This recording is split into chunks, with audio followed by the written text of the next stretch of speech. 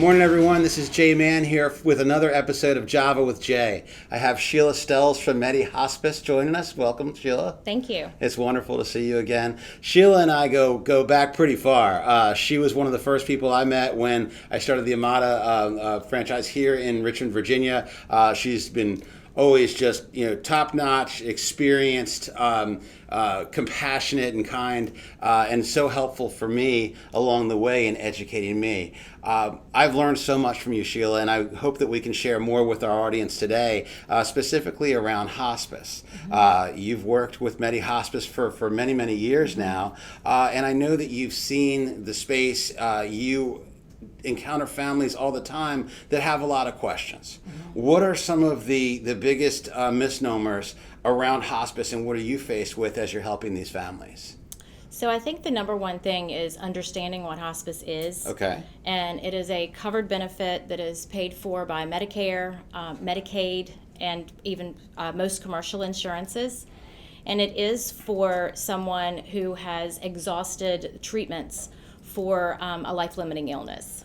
But that does not mean that it's going to happen right away. Right. But if someone is at a stage to where they have frequent hospitalizations or they kind of go to the doctor and there's nothing more in there, there's no further treatment, it's like, okay, come back in 3 months. I see. And there's no further treatment that can be done.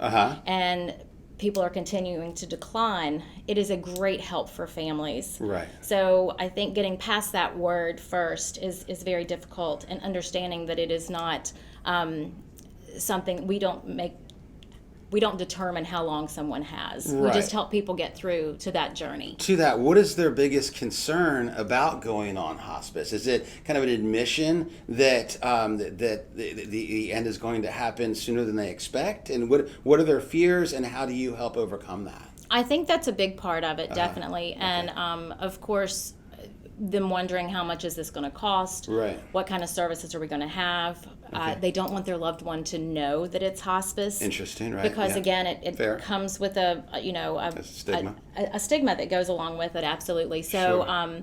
I think that just understanding what it is, even before the need is there, is important. Now, we were talking earlier, and you helped me understand things so much better. And I know from talking with you that it's encouraged to start hospice services sooner than one may expect.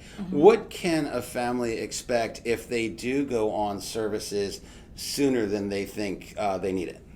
So, hospice services allows for a nurse, a CNA, social work services, and spiritual services. Okay.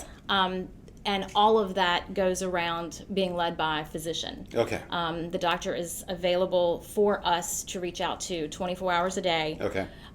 So coming on service early, one, it allows us to learn that family and patient early on. That's good. To learn what their needs are and to help them navigate the next steps. And to prepare. And absolutely to prepare for what those, what may be coming. Right.